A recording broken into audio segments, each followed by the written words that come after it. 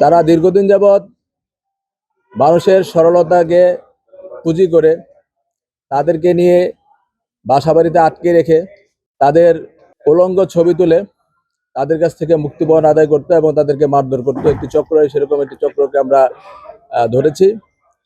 চক্রে 5 জন সদস্যের উপস্থিতি পাওয়া গেছে, অজ্ঞাতনামা আরো 3-4 সদস্য রয়েছে। 5 জনের পরিচয় আমরা শনাক্ত করতে পেরেছি।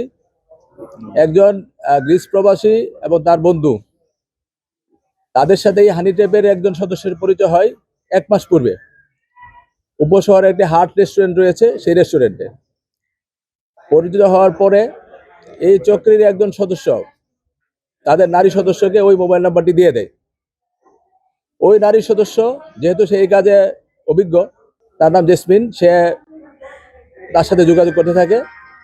যোগাযোগ করার এক পর্যায়ে সে তাদেরকে তাদের যে বাসাকে যতরপুরে বাসা নং নবপুষ্প 113 এর 5ম তলা একটি বাসা, ভাড়া বাসায়।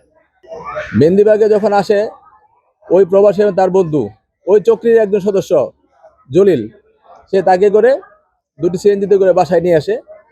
বাসায় নিয়ে যাওয়ার পরে চক্রের আরেকজন সদস্য জায়েদ, সে তাকে দেশীয় অস্ত্র ধরে এবং ইলেকট্রিক শক দিয়ে উলঙ্গ করে তার ছবি তুলে তার কাছ থেকে টাকা দাবি করে এবং তারা দুজন বিভিন্ন মাধ্যমে, বিকাশের মাধ্যমে, নগদ বা আত্মীয় স্বজনের মাধ্যমে তাদের কাছে 90,000 টাকা তারা এভাবে নিয়ে নেয় এবং তাদের যে ব্যবহৃত iPhone 14 Pro Max, এটা আইটেল মোবাইল সহ মোবাইলগুলো রেখে দেয়।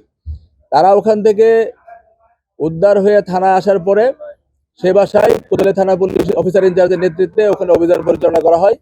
ওখানে গিয়ে আমরা আরো যেটা দেখেছি, ওখান থেকে একটি প্রাইভেট কার, একটি সিএনজি এবং আসামিদের 3টি মোবাইল উদ্ধার করা হয়েছে।